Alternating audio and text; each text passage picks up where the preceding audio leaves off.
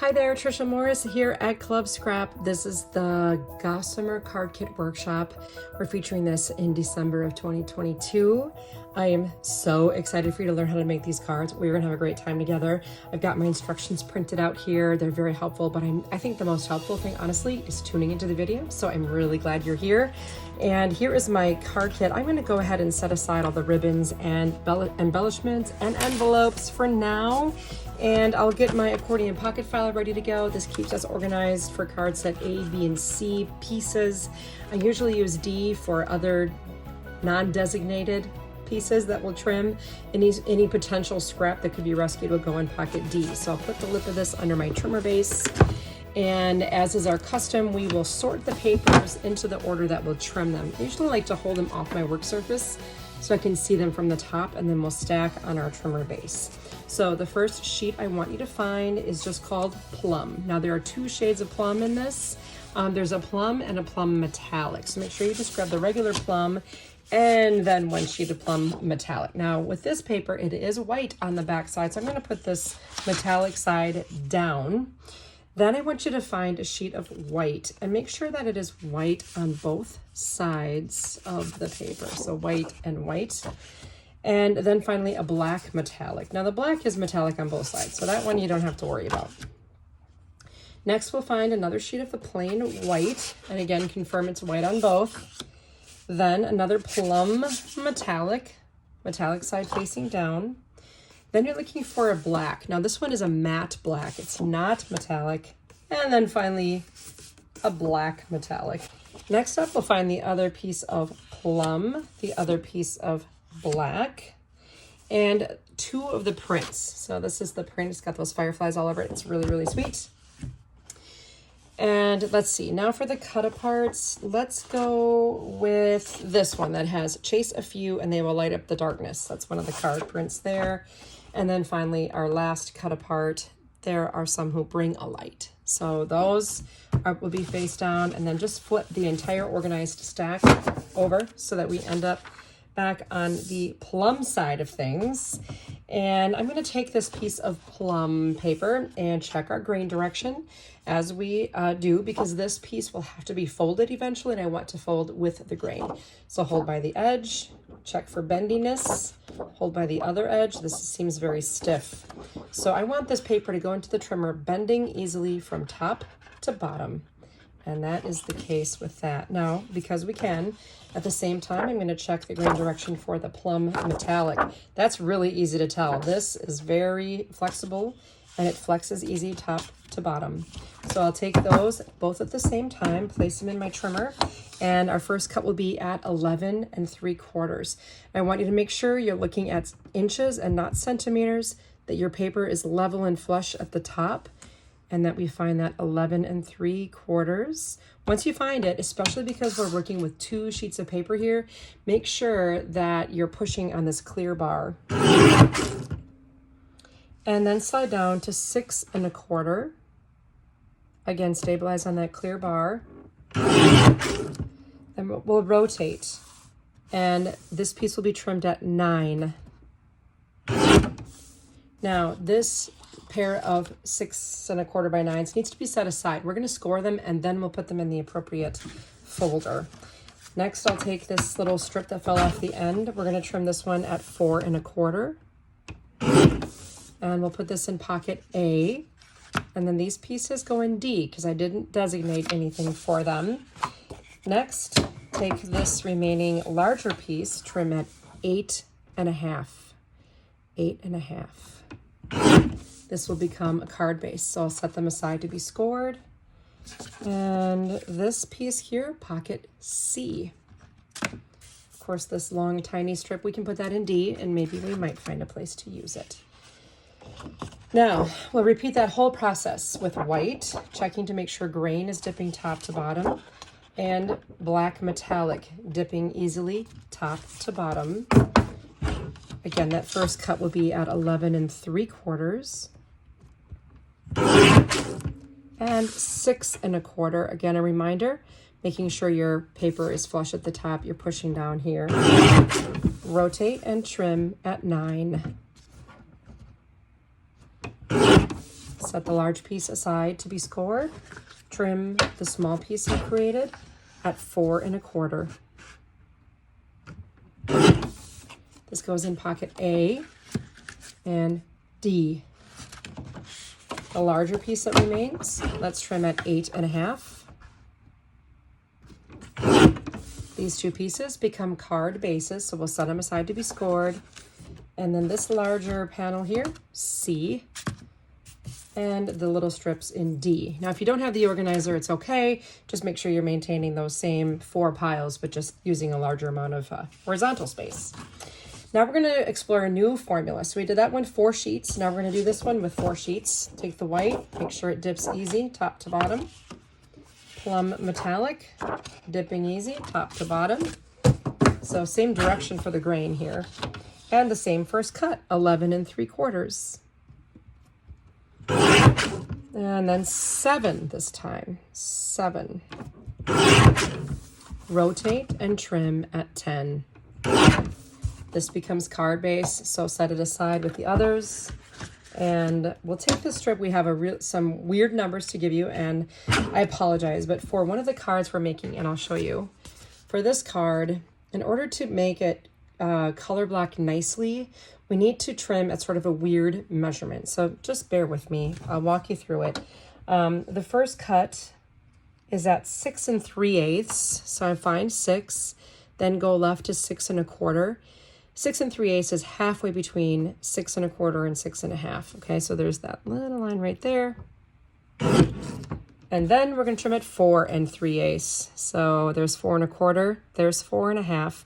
We need to go in between. That's 4 3/8. All right, so this is the piece needed for set C. Here's the square we need for set C.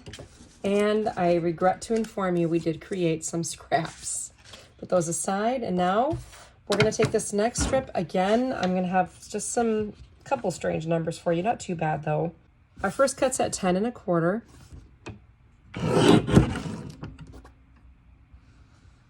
And then 3 1/2. Now rotate that 3 1/2 and cut it at 2 3/8. So we've done some 3/8 here. So 2 3/8 is halfway between 2 1/4 and 2 1/2. There's 2 3/8. Now we're going to rotate this, and we're going to cut it 2 7/8. 2 7/8 can be found halfway between 2 3/4 and 3. That's 2 3/4 and 3. So 2 7/8, and do it up here. Okay, this piece, pocket C. Then a scrap. This rectangular piece, again, C. This also, this larger one, C. And this strip, A. And now you have 2 really skinny guys. I'm going to pop those into D again. Grabbing my black, we're going to repeat this with black and black metallic, both dipping easily from top to bottom, since that's the future direction of our fold. Bear with me while we repeat some of these fun measurements here. 11 3/4 and 7. Rotate 10. These two get set aside to be scored. Let's trim that narrow piece at 6 3/8. So here we go. There's 6 3/8 and 4 3/8. We're going to give you some practice on those 3/8 today. This longer strip and the square, pocket C. 2 little scraps were formed. We'll put those away. And then we have our next strip here, starting at 10 1/4, 3 1/2, and keep that 3 1/2 piece in there. Now we rotate and we cut it 2 3/8. We've talked about the A slot, but that's halfway between 2 1/4 and 2 1/2 is 2 3/8. Then rotate and go 2 7/8. So that's halfway between 2 3/4 and 3. You'll find 2 7/8. Pocket C. 2 little scraps. Pocket C again. Pocket C again on the big mat. And then we have the strips A. lastly, some pieces to pop into pocket D, just in case we would like to have a strip. Now we have some fun diagrams coming ahead. And again, the purpose of the process we're doing, it took me a long time. And, you know, Karen and I said a geometry, because we're working with angles. I was having the hardest time trying to match the style of the angle that eventually would mat our cards in set B. Do you see how this angle of the mat and the angle of the card is the same? Well, what I learned is that to make these two mats, we need to cut them as one piece and take out the middle. And if we do that, we now have the perfect matching angle to nest onto our cards. So I'm not sure if that made any sense to you, but I'm just explaining why we went through what we went through, well, why we're about to do what we're about to do. So I'm going to take the plum and the black. I'm going to keep plum on top because it's easier to see. And the grain direction doesn't matter because we won't trim this paper. We won't fold this paper, rather. Okay, so our first cut here is at 8.5. And then 4 1/4. Rotate the 4 1/4 and trim at 6. Notice, still a reminder, I'm always pushing on that clear bar to keep everything stable. Stack up the 4 panels and they're going to go in pocket B. B as in boy. Now this next one, I got some fun measurements again. So here we go, 11 3/4 and 5 7/8. I know. So that's halfway between 5 3/4 and 6. You'll find 5 7/8.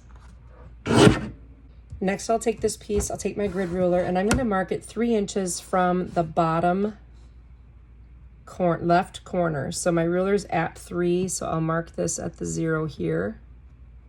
So this is the corner, from corner to here is 3 inches. I'm going to remove that section from this mark to the corner, okay? So just go to my trimmer, find the mark, and then pivot until the corner is lined up with the blade. So I'm looking here at the edge of the blade and there to make sure my corner is lined up. Done. So I have a nice angled piece here. Then I'm going to turn it over so that the straight edge is on the top. This is the 4 1/4 inch edge. And all I have to do here is cut it at 2 1/4 and 2. And that takes out the center of the piece. Again, that was 2 1/4 and 2. And now I have pieces that are angled that should be absolutely perfect for my cards. I know it would seem like a lot, but it's really quite clever the way this works out. So hang in there with me. I'm going to put this in pocket B and grab the next pair of these panels and sort of repeat that. So 3 inches from the bottom left corner, mark. Line it up to remove the upper left corner of the piece.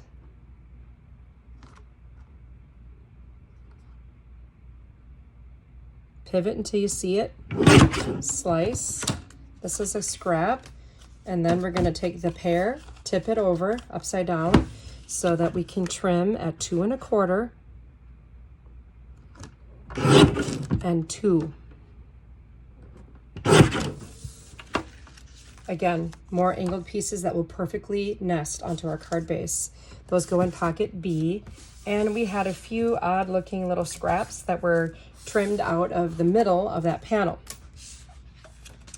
Now we have one more piece here. We're going to trim at 9 1/2 and 4 3/4. The two sets that are the same place in pocket A, and then the other set goes in D. Now I'm going to grab one sheet of the print, and as you may have noticed, I am using some printed panels here, so just follow carefully with me while we trim one sheet of the print. Make sure the other one's still sitting over here. Here we go, 11 3/4, grain doesn't matter, we're not folding this. 8 1/2, 4 1/4. Now, because of the fact that this has a print, like the other pieces, we can flip them over, it doesn't matter, but the print we have to be aware of. So I'm going to flip, these pieces are the same size, by the way, these first two that you made. I'm going to flip them so they're back to back. That way the slippery sides don't face each other and the art is going to be the way we need it to be. I'm going to trim this at 11 3/4.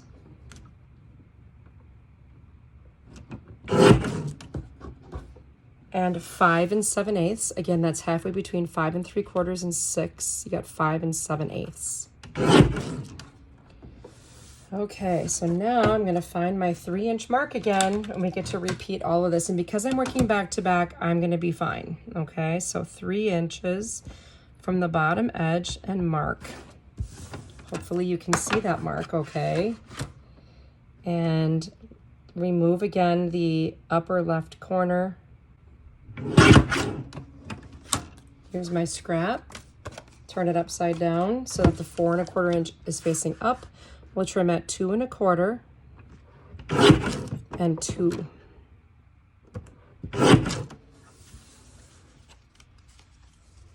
So now we have one facing this way and a pair facing with the angles facing the other way. That's the goal. I think we get to repeat that again with the other pair. These go in pocket B. Grab the other pair. And I'm going to find my 3 inches one more time. And because, again, the white sides are facing each other. So then we're okay to work like this and do the same exact thing. So we'll cut from the mark to that upper right corner. Pivot until you see it. You can get rid of the scrap. You might find a home for it. Flip it over. So the 4 1/4 inch edge is on the top. And go 2 1/4. And 2. I know it seems pretty weird, but this is going to be so neat the way this works, okay? So let's take these and set them in pocket B. I'll turn them in their respective directions for B. Okay, then we have our last strip here from this. And this is the last harder one with the weird measurements here. So again, this goes back to the color blocking. Our first cut's at 9 7/8, so halfway between 9 3/4 and 10. 7 3/4, that was easy. 5 5/8, so that's halfway between 5 1/2 and 5 3/4 is 5 5/8. And 3 1/2. So this larger piece goes in pocket D. That's kind of a scrap. And then we have 4 rectangles for pocket C and a series of scraps that we can get rid of. If you want to keep the long one, you can. You did all the others, might as well. And then we have the last print here. We'll go at 11. A grain doesn't matter. 9 1/4. 5 1/4, then rotate and cut at 8 and 4. All 3 of these panels that are the same, pocket A. The next strip we'll trim at 6 3/4. We'll rotate and we're going to cut on 1 inch every 1 inch, so 3. 2 and 1. Because you have that clear bar there, it's easy to hold those little pieces in there, which is one of the features I really like about this trimmer. So you just made these narrow strips. Those will be on the inside of the card, I believe, on set C. And then we have another panel for A. This strip, that's 1 3/4, we're going to make some squares. So we'll begin at 10 1/4. 8 1/2, 6 3/4, and 5. Now the 5-inch piece, believe it or not, is our scrap going in D, and then we have all these little squares for pocket C again, and this larger piece is a scrap. Now the preparation for our Cutaparts includes trimming away the edges. So the texture that says remove paper outside of corner cutting guides, that's what we need to do. And that little plus sign there is the guide. So if I just line that up, I'm looking at the upper right corner of my trimming blade, and usually it's going to be at about 12 1/8 inches if you look on this side. but I prefer to just prioritize this. And I made a generous cut there, meaning that you can still see the line. I'm going to go back and fine tune that on my final rotation. So now I rotated the paper to the next edge, and I cut that, lining up the marks. Now I can see both at the top and bottom of the trimmer, which is really kind of handy. Rotate again, and this time I can probably look at the number 12 here, and indeed it lines up nicely. And I'll look at the number 12 again on this rotation. Sure enough, that lines up pretty nice. Our first cut here is going to be weird again at 10 5/8, so 10 1/2, and it's halfway between 10 1/2 and 10 3/4. You'll find 10 5/8, then 8 1/2, 6 3/4, and 5. Rotate. This is going to be nice. 9 6 3. So 9, 6, and 3. Gather up the same sized pieces. They're going to go in pocket C, the inside of C. Those will be. This one we're going to cut at 8 1/4. Look at the art as well. Got this right here. And then 4 1/8. So that's halfway between 4 and 4 1/4 is 4 1/8. Again, let the art be your guide. The two that are the same, pocket C. The oddball is A that says happy birthday. We're going to do that again. Okay, make sure all you have to do is flies right here. We'll go 8 1/4 and 4 1/8. So it gets halfway between 4 and 4 1/4. It's 4 1/8. The two that are the same, C, and then you're the best, A. The next piece we'll trim at 10 1/2, 7 7/8, halfway between 7 3/4 and 8, or follow the art. 5 1/4. And again, follow the art, or you'll be at 2 5/8. And these pieces the same. Pocket C again with all those oddball measurements. Hang on to this circle for a minute and place the other circles on the right. We'll cut at 8 and 4. These two pieces go in pocket A.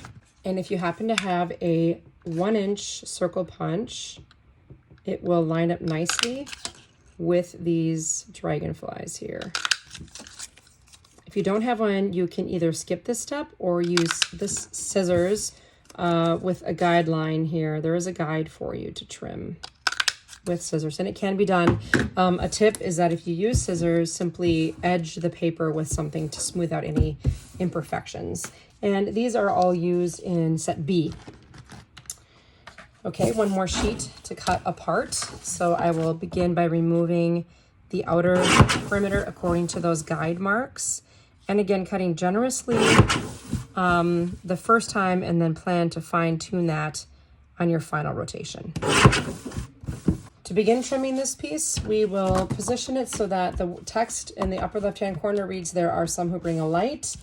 And we'll trim at 8 and 4. All the hard work is done. Now rotate, and we will cut at 11 1/2 and 5 3/4. These large panels go in B.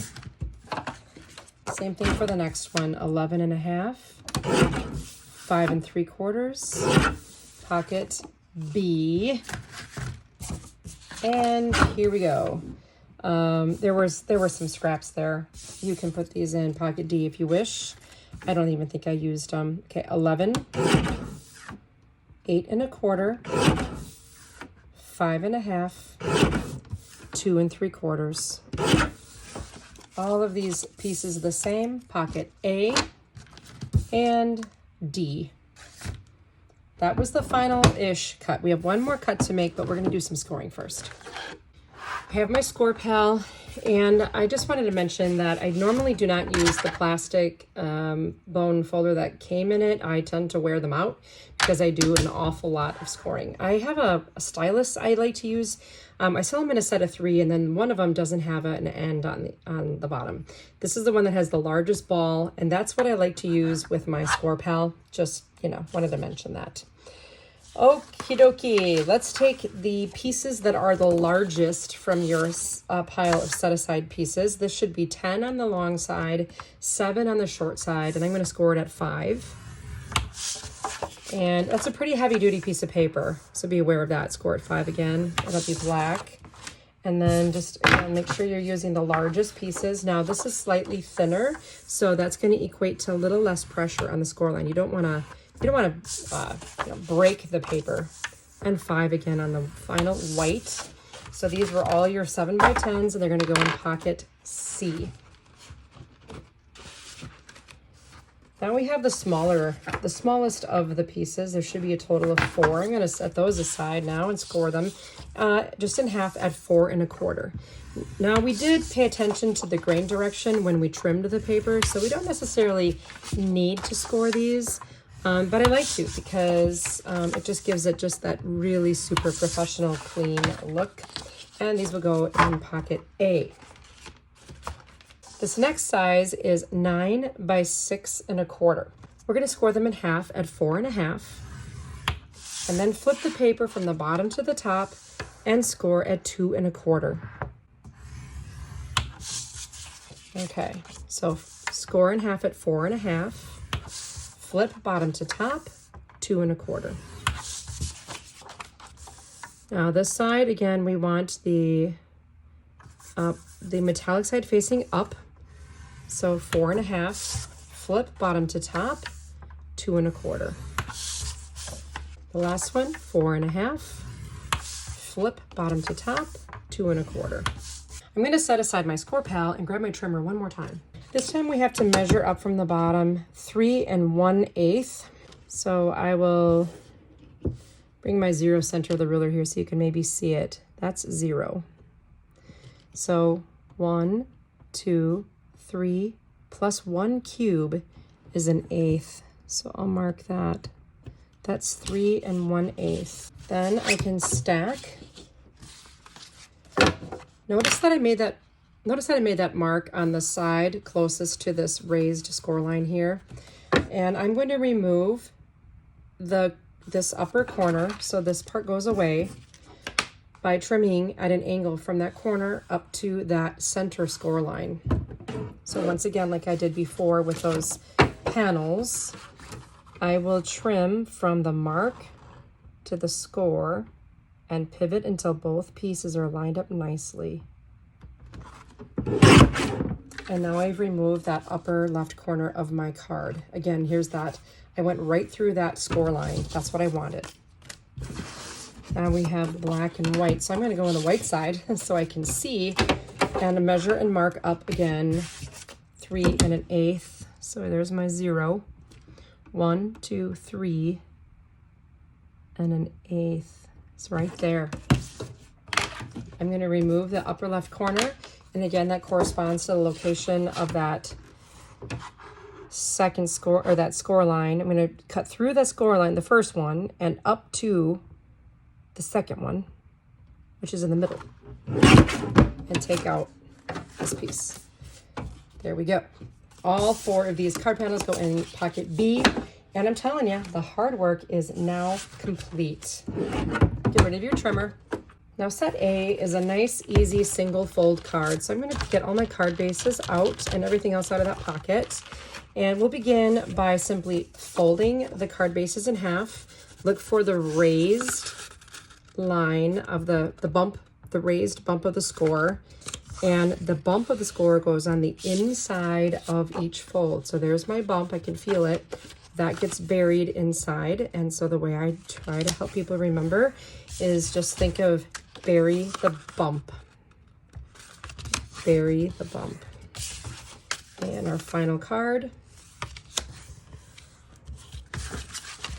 What I like to do is just burnish everything at once. So once I finger crease I can stack them up and just save a little extra time by burnishing stacks. And that's plenty for my needs. We'll begin by creating a base that is vertical with the plum and the black metallic. Then we'll do a horizontal white and plum metallic. It's always helpful to sort of organize your panels by size, going large to small, that we can kind of see what you're grabbing and what's going on here. And each one of these is going to get a nice large printed panel.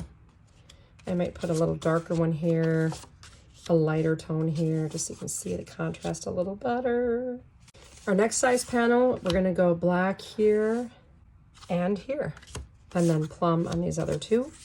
Then we have a slightly smaller one, so I can go plum metallic, plum, black metallic, and white. No beauty shines more brightly than a good heart, and you're shining brightly today. And then leave a little sparkle wherever you go, and you're shining brightly today. Okay, now they have some panels that can go on the inside. So we'll go, let's do the flat black here, white on the black, plum metallic, and metallic black.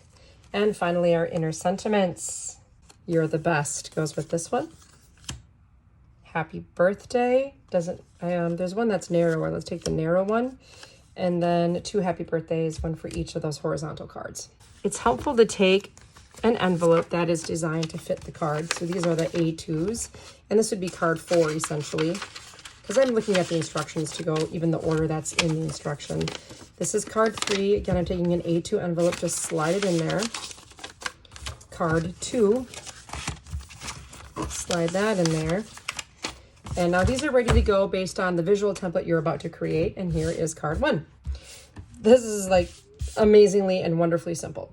I'll start out by adding some adhesive, and you'll need to study any kind of a ribbon embellishment that is used, because on some of these I did wrap with ribbon before I nested the panels, but not on this card 1 here. Then we've got our black panel. And if you want, you can always use the ruler to help you with your reveal. I think this one's a 1/2 inch, or 1/4 inch rather. So it's 2 cubes on the ruler to keep it level. And then I have a metallic panel. We just keep adding more luscious panels. I believe this is going to be 2 cubes on the ruler as well. Okay, and then we have the sentiment. I mean, all the work you did earlier pays off, because now you just center everything up. On the inside, I used a corner chomper on the, I think maybe the 1/4 inch setting, just to round 2 of the corners on this black piece, and just to give it a little character. And then if you want, you can tuck it next to that fold of the score line. Just make sure you're not in the score line or the card won't close properly. And then place the "You're the best" like that. The final touch here I add last, because I want it to be able to dry. So basically I'll just run some glue onto this guy. And we'll place it right here. And then what I recommend is adding a little something heavy to this so that it bonds well with the paper. If it's popping up, this is looking pretty good. I usually use my tape dispenser as a little weight to put pressure on something while it dries. I mean, it's just because it's sand filled, it kind of works perfectly for that. And there you have your finished card in need of its last envelope. And wow, I mean, inside and out, it's done and ready to go. Now let's take a look at some of the others here. We've got the one that we made that matches. And the other vertical here, I added the flower on the other side and then just tied a basic bow from the white taffeta ribbon. There's the inside again. So you have a nice spot of white where you can write something. On these other ones, I did add the taffeta ribbon at an angle across the left edge when I was using the black metallic matte. If you forget on any of the layers, no problem, but that's just a cute way to do it. You could always do a basic bow as well. There's the inside here. And then this one, I just went across the bottom with that ombre ribbon and added the embroidered flower to the bottom right corner. Oh, I think I must have incorporated a scrap from the D pocket into this one. How nifty is that? Okay, so that is set A. Just an easy, thankfully, simple fold card. Nothing to really worry about there. What I'm going to do is clean up my workspace and take everything out of pocket B and sort it by size. Next, I'm going to fold on my prepared score lines. And now again, I see I got my score directions flipped from what I want. So my apologies for that. So basically you want to fold the card in half. Line it up as best as you can. Forgive me for not having those score lines correct. The bumps aren't facing the right way. That's the only thing that happened there. It's not the end of the world. You could always reverse them. I thought I had it properly figured out, but oh, geometry, man. I'm telling you, it gets you every time. This direction of this last piece is important.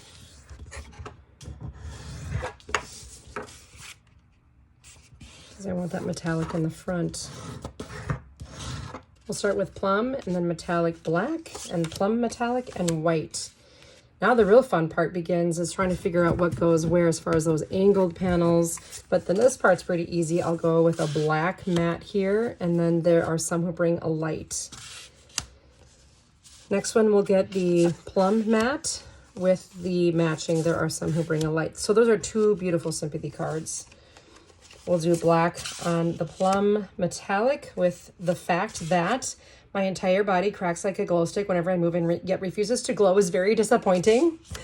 And then finally, we'll do the plum with You're One in a Million. So, so sweet. So at this point, it's really designer's choice. You can flip things to face the way you need them. I'm going to do a black here. And find your prints, maybe the home for them first is kind of important.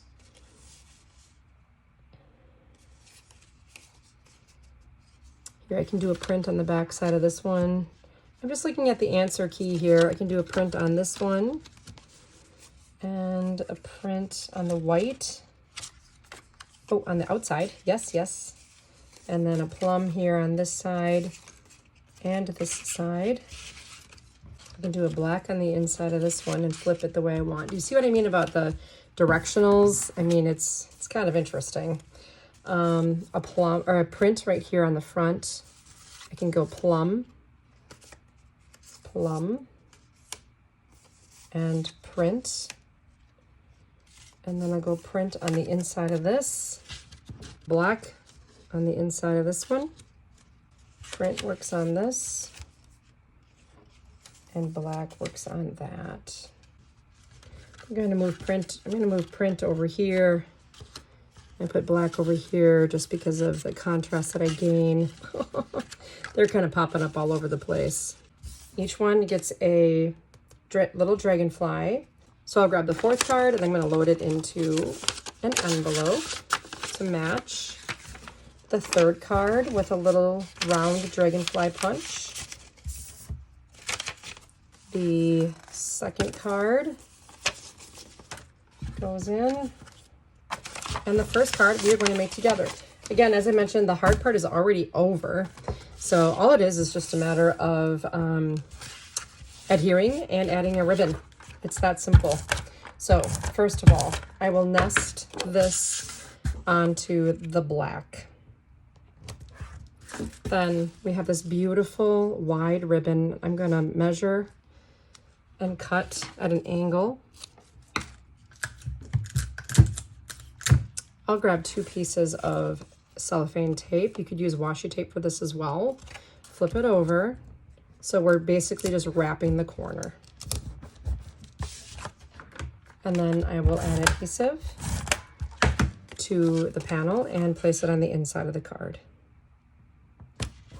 For this, I do recommend using the bookbinding glue because it's hard to get that ATG adhesive onto the point of a triangle. And place that there. Gotta make sure I got my angles right. And just double check them. I was adhering things, and I put the adhesive on the wrong side of the plain piece, so my angle was going in the wrong direction. So I'm just telling you what happened to me. There we have this here. So I'll add this one. And I'm telling you so it doesn't have to happen to you. You know what I mean? Let me make the mistakes. I can go to the warehouse and grab another sheet of paper if I really mess something up. Okay, so adhesive on the back of this.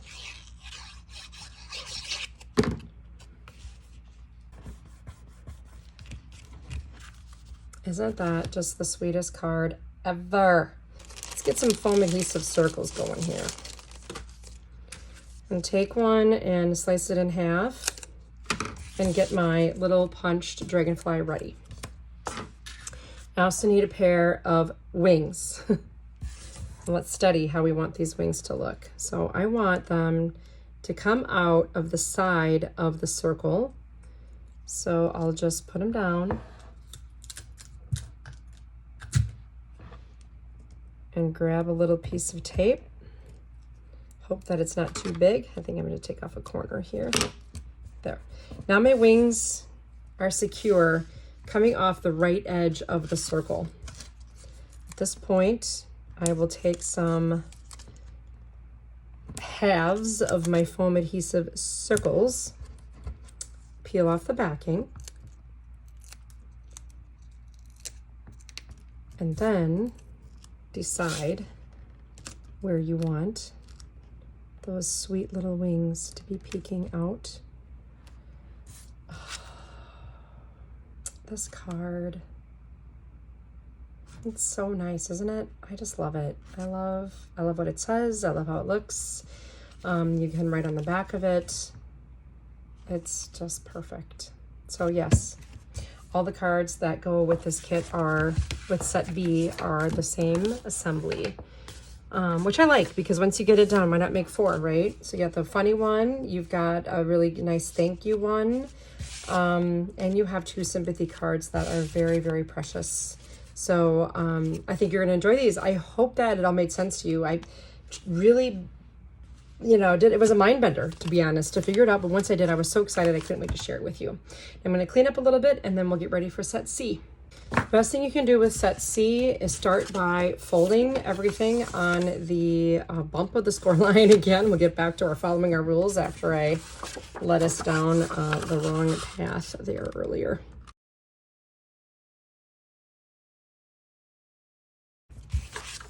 Go ahead and burnish the creases with your bone folder. For these, we'll start out with a vertical plum metallic, a black metallic on a horizontal, a white horizontal, and a black vertical. Now we've got tons and tons and tons of pieces here. Don't let that scare you. It is a color blocked card, which is why we end up with pieces like this. But that's okay. I think color block cards are really fun. And in the end, they look so nice when they're all put together. So we'll distribute from largest to smallest. We've got our black nesting panel, which is nice. Then we'll switch to white here, black metallic, and plum. These other larger pieces actually go on the insides of the cards. So let's set them aside for now along with the innies. I'd like you to be able to kind of see what you're doing here. So now we have all these other pieces. Next, I'm gonna have you place the tall, skinny pieces that are not printed. So here we have a white in the upper left corner, and then a plum metallic in the lower right, a black matte in the lower right, and a black metallic in the upper left. Now we have these medium-sized pieces, so I'm gonna go next to it, black metallic, and black, plum metallic, and white. Then we have these sort of medium-sized pieces. These are going to reflect the color that's already there. So white, plum metallic is across, black is across, and black metallic is kitty corner. Now we're going to match what was in the opposing corner with the square. So that's pretty self-explanatory. So you have 2 of each color on the mats. We can then match by size the printed panel, the square panels are printed as well. Then we have our sentiments. It's your light that lights the world. All you have to do is fly. We've got some string lights, and with brave wings she flies. Finally, here we have some dragonflies. Your wings already exist. Dreams are like fireflies and fireflies. Whew. Each one will receive an anchoring strip for the middle of the card.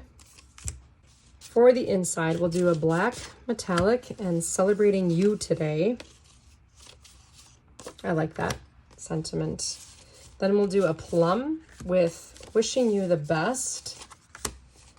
Next, plum metallic with chase a few. And then the last will be white with thinking of you. Now I did also incorporate a lot of the, some scraps and the strips on the insides of all of these cards as well. So you can see that Pocket D really did add something for this. I rounded the corners on the print that we've included too. That kind of added a lot as well. So let's just envelope our 3 samples rather. These are ready to adhere at your leisure, and it'll be nice because everything you need is right there. Preferably that you do it sooner rather than later so you don't lose track of it. We just hosted our scrapbooking camp at Silver Birch Ranch, and a lot of the ladies that came, they prepped their cards this far and then worked on them at camp and got all their cards made for months and months ahead, which is really nice. Okay, for the simplicity, we'll nest the obvious, which is going to be like this sentiment onto the mat, and the square onto its mat. We can even assemble, let's see, this one we'll do onto the white.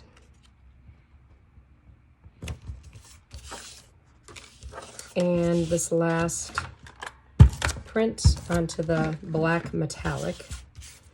Getting it out here where I can see. Now this is the one that gets a little special ribbon treatment. I'll show you how to do that. I'm going to take 2 pieces of ribbon, and we want to kind of do a little test run and find out what length would take us past the edge vertically on both ends. Now I'll take the black ribbon, bend it in half so that the center of my folded ribbon is around the center of my panel on the vertical. And I'll do a little to the right edge. So around to the back, I'll secure those ends with some tape. Then take the other ribbon and just check to make sure you're cooperating with the way it wants to bend, and then thread it through that first loop that you made and even out the ends. Support the ribbon and give those ends a little tug and split them a little so you can see. Isn't that pretty? I love this little technique. Chain link ribbon. Nice and flat for mailing, right? And then we have our tiny little charm. I love how flat he is. You could just glue him on. What I did was took a piece of our waxed cord that we carry. So this is not included in the kit. Sorry. That would kill me if I had her include this in every kit. And just kind of pick a part of the knot that you want it to be attached to. Just choose a ribbon. I like to do it at the intersecting area of the chain linked bow and just tie it on. If you wanted to make a bow, you could, but I'm not in the mood. And trim tails. There we go. Okay. Now we have this mat. So this is what everything gets adhered to. Let's just plan that out. Spacing wise, I think if you just leave 1/8 of an inch, which is 1 cube on the ruler, that should give you some nice spacing on here. And it does. So I will, and that's why we had to trim all of those weird 1/8s, because if you don't do that part, if you don't do those 1/8s, the spacing won't be even. I noticed that on a lot of color blocked cards. The lineal or the alignment of them is just something to be desired. With a little extra effort and a little more careful measuring, you can have that totally professional look for your card. I'm gonna have to think here because I'm gonna go upside down and just use my ruler again for a placement guide.